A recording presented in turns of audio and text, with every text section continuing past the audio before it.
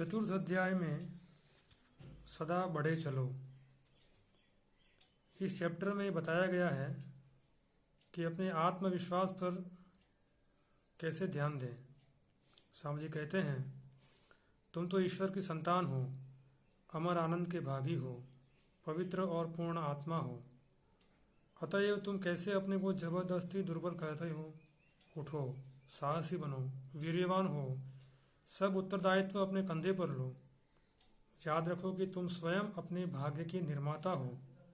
तुम जो कुछ बल या सहायता चाहो सब तुम्हारे ही भीतर विद्यमान है। आत्मविश्वास की बात को स्वामी जी इस प्रकार दोहराते हुए वो ब्राह्मणेतर जातियों से कहते हैं, अर्थात ब्राह्मण से भिन्न निम्न जातियों के लिए कहते हैं कि ब्राह्मणों के समान ही संस्कार प्राप्त करने के लिए अपनी सारी शक्ति लगा दो, तभी तुम्हारा उद्देश्य सिद्ध होगा। और उच्च जातियों के लिए स्वामी जी कहते हैं कि निम्न जाति के लोगों के लिए विद्यादान ज्ञान दान देकर उन्हें जगाने के लिए सचेष्ट हो जाओ। स्वामी जी कहते हैं, जब तक करोड़ों भूखे और अशिक्षित रहेंगे तब तक मैं प्रत्येक उस आदमी को विश्वासघातक समझूंगा जो उनके खर्च पर शिक्षित हुआ है, परंतु जो उन पर तनिक भी ध्यान नहीं देता। अपने आत्मबल के माध्यम से स्वामी जी सबको आत्मवत् सर्वभूतेषु इस प्रकार देखने का प्रेरणा देते हैं, अर्थात सभी प्राणियों को स्वयं की तरह देखना। और इस प्रकार वो अपना पौरुष प्रकट करना है। अपना पौरुष प्रकट करने के लिए स्वामी जी सबको आह्वान करते हैं, परंतु अहंग भाव से नहीं, सेवक की भावना से। इस प्रकार सभी विषयों में स्वाधीनता यानी मुक्ति की ओर अग्रसर होना ही पुरुषार्थ है, पौरुष प्रकट करना है। और ये सेवक की भावना किसके लिए? सेवक की भावना उस विराट ईश्वर के लिए, उस विराट की पूजा करना है।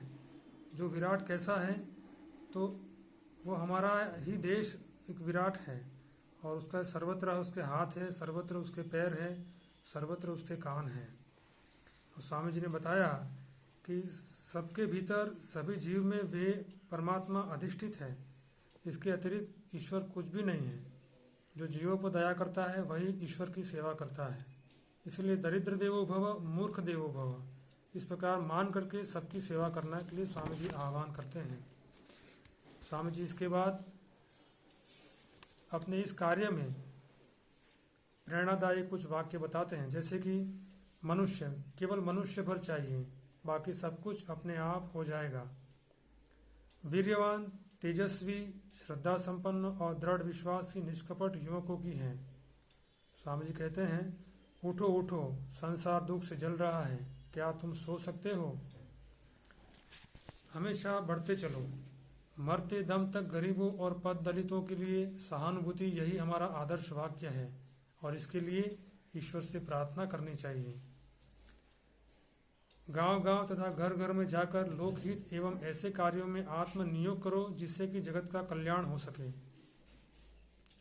तुम काम में लग जाओ, फिर देखोगे इतनी शक्ति आएगी कि तुम उसे संभाल न सकोगे।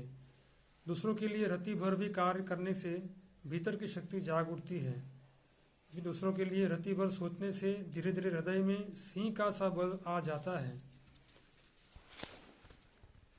स्वामी जी कहते हैं, केवल वही व्यक्ति सबकी अपेक्षा उत्तम रूप से कार्य करता है जो पूर्णतया निस्वार्थी है, जिसे न तो धन की लालसा है, न कीर्ति की, और न किसी अन्य वस्तु की ही।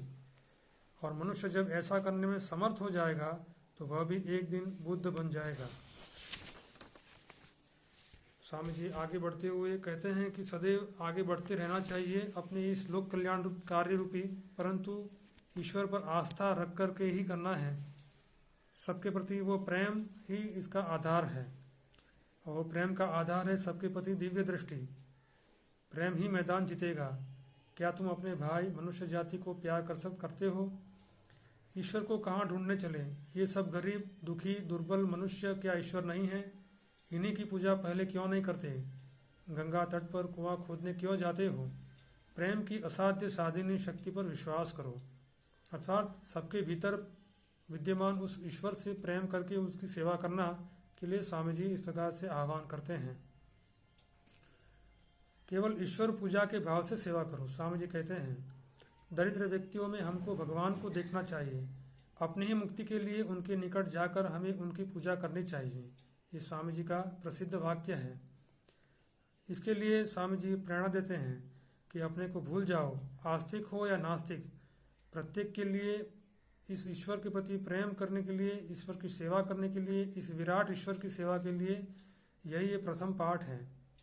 जब तुम सुख की कामना समाज के लिए त्याग सकोगे तब तुम भगवान बुद्ध बन जाओगे और तब तुम मुक्त हो जाओगे। स्वामी जी का एक प्रसिद्ध वाक्य है।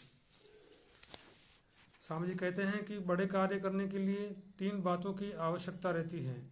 पहले है हृदय की अनुभव शक्ति, कि हम क्या दूसरों के लिए अनुभव करते हैं, हृदय से उन लोगों की चिंता करते हैं कि नहीं।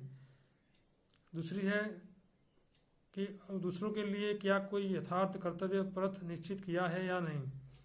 और तीसरी है कि उस कर्तव्य पथ को आरंभ करने के लिए, उस कर्तव्य पथ को पालन करने के लिए समस्त प्रकार की विघ्न बाधाओं को लांघकर कार्य करने के लिए क्या हम तैयार है या नहीं।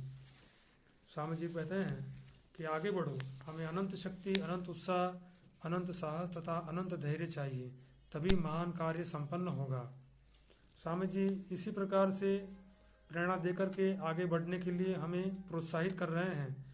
स्वामी जी इसके लिए बोलते हैं कि 2 चीज़ों से बचते रहना चाहिए। एक है लव फॉर पावर अर्थात क्षमता प्रियता, और दूसरा है ईर्ष्या। सदा आत्मविश्वास का अभ्यास करना चाहिए। स्वामी जी अंतिम वाक्य जो है, आगे बढ़ने के लिए लोक सेवा के मार्ग में, मुक्ति के पथ पर, इस आत्मविश्वास के पथ पर, इस आत्मज्ञान के पथ पर आगे बढ़ने के लिए स्वामी जी का प्रसिद्ध उपदेश है उत्तिष्ठत जागृत प्राप्य वरान निबोधत। ये कठोपनिषद का प्रसिद्ध वाक्य है। उसके माध्यम से स्वामी जी हम सभी के लिए ये संबोधन करते हैं, उठो जागो और तब तक रुको नहीं जब तक लक्ष्य प्राप्त न हो जाए। तो आगे के प्रकरणों में जिस प्रकार से स्वामी जी ने कार्य की पद्धति बताई थी, उसी कार्य की पद्धति में आत्मविश्वास को रखते हुए किस प्रकार अपने जीवन को संचालित करना चाहिए, आत्मविश्वास को बढ़ाते हुए किस प्रकार लोक कल्याण के मार्ग में लगे रहना चाहिए, इस प्रकार का एक प्रेरणादायी संदेश ये हमको इस प्रकरण में मिलता है।